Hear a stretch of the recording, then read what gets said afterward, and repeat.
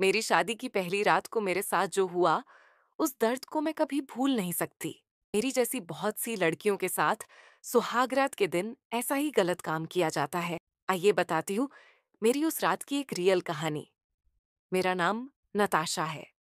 मैं 24 साल की हूँ। मैं प्यार पर यकीन करती थी। मुझे लगता था कि मेरी शादी की पहली रात मेरी जिंदगी की सबसे खूबसूरत रात होगी। मेरी शादी अरेंज थी। वो लड़का मेरे पापा के बचपन के दोस्त का बेटा था। मैंने उसे कभी देखा तक नहीं था, ना ही उससे कभी बात करने का मौका मिला। सब कुछ बहुत जल्दी हुआ। सब कहते थे, बिल्कुल परफेक्ट जोड़ी है। पर किसी ने मुझसे नहीं पूछा, क्या तुम इस रिश्ते के लिए तैयार हो? पापा ने बस इतना कहा। संदीप बहुत अच्छा लड़का है। वो तुम्हें संभाल लेगा। उसके माता पिता हमारे घर आए, बड़ी नम्रता से बोले। आपकी बेटी बहुत भोली है। उसके दिल में सच्चाई है। हमारे बेटे के लिए ये एक आशीर्वाद जैसी होगी। मेरे माँ बाप अमीर नहीं थे, लेकिन हमारे घर में सुकून था, प्यार था। सबको लगा यही सही रिश्ता है मेरे लिए। पर ये रिश्ता मेरे लिए खुशियां नहीं, सिर्फ आंसू और सन्नाटा लेकर आया। कुछ ही दिनों के बाद शादी का दिन आ गया। सब कुछ सपने जैसा लग रहा था। मैंने लाल रंग का जोड़ा पहना था। लड़कियों ने कहा, तुम कितनी सुंदर लग रही हो। मेरे चेहरे पर मुस्कान थी। मुझे लगा एक नई जिंदगी शुरू होने वाली है। वो काले सूट में आया।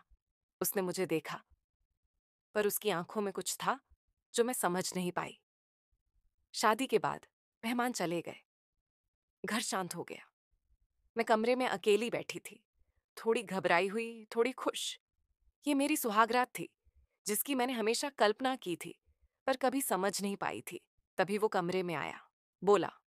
हेलो, बधाई हो। तुम बहुत सुंदर लग रही हो। मैं घबराई हुई थी, फिर भी मुस्कुराकर कहा, थैंक यू। लेकिन कुछ ही मिनटों में सब कुछ बदल गया। उसने मुझे छूना शुरू किया, पर वो छुअन प्यार की नहीं थी। उसमें ना प्यार था, ना कोई अपनापन। मुझे लगा जैसे मैं उसकी पत्नी नहीं, बस एक जिस्म हूं। वो मुझे इज्जत नहीं, बस इस्तेमाल करना चाहता था। वो जबरदस्ती मेरे कपड़े खींचने लगा, जैसे मैं उसकी बीवी नहीं, कोई कोठे वाली गलत लड़की हूं। उसकी आंखों में सिर्फ हैवानियत थी, न ही अपनी बीवी के लिए एक प्यार भरा किस किया। और मैं ठीक हो कि नहीं, ये भी उसने पूछना जरूरी नहीं समझा। उसी पल मुझे समझ आया, वो मुझसे कभी प्यार नहीं करता था। उस पूरी रात मैंने अपनी आंखों में आंसू के साथ सब कुछ सहन किया। जब वो मेरे साथ सब कुछ कर चुका था, तो उसके बाद मैं हिल भी नहीं रही थी। मेरी आवाज, शब्द गले में अटक गए।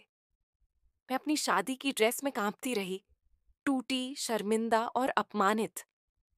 फिर सब कुछ करने के बाद उसने जो कहा, उसे सुनकर मैं पूरी तरह से टूट गई। उसने मेरे से कहा, तुम पहले ही किसी के साथ सो चुकी हो ना। तुम वर्जिन नहीं हो। मेरे पैरों के नीचे से जमीन खिसक गई। मैं बस उसे देखती रही, एक टूटती हुई आत्मा की तरह। फिर उसने फिर कहा, तुमने मुझसे झूठ बोला। तुम पवित्र नहीं हो।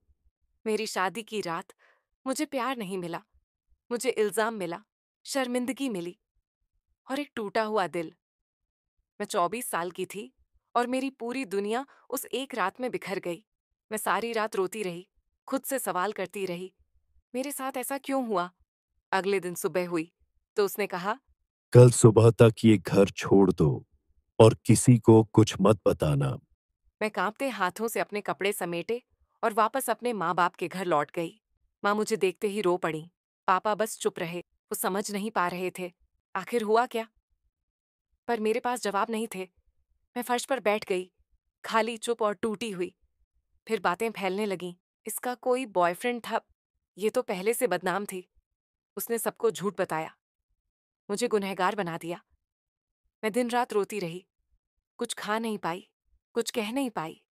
माँ बाप ने कहा, हमें तुम पर भरोसा है। लेकिन मैं उनकी आंखों का दर्द पढ़ सकती थी। महीनों तक मैं अपने कमरे में बंद रही।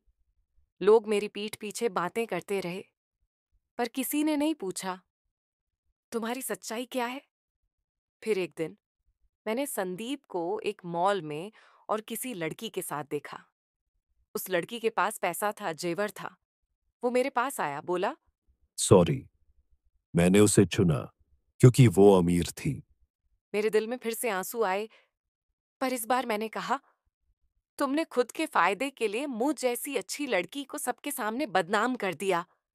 अब मैं खुल के सबके सामने बताऊंगी कि क्या सही है। यह कहकर मैं वहां से चली गई। अब मैं डरती नहीं, शर्मिंदा नहीं। एक शाम मेरे माँ बाप ने मुझे देखकर कहा, हमें तुम पर गर्व है। तुमने कभी कोई गलती नहीं की। आज मैं और लड़कियों के लिए आवाज बनी हूँ, जो अकेले रोती हैं, जो टूटी हुई हैं। मैं उन्हें कहती हूँ, तुम कमजोर नहीं हो। तुम वो नहीं हो जो दुनिया कहती है। तुम वही हो जो तुम खुद को मानती हो। प्यार की भीख मत मांगो। जहां इज्जत ना मिले वहां रुकना मत। ये सिर्फ मेरी कहानी नहीं है। ऐसी कहानियां कई लड़कियों की हैं। और सभी माँ बाप से एक गुजारिश, अपनी बेटियों को वक्त दो। उन्हें बात करने दो, समझने दो। क्योंकि जिंदगी बहुत लंबी होती है गलत इंसान के साथ बिताने के लिए।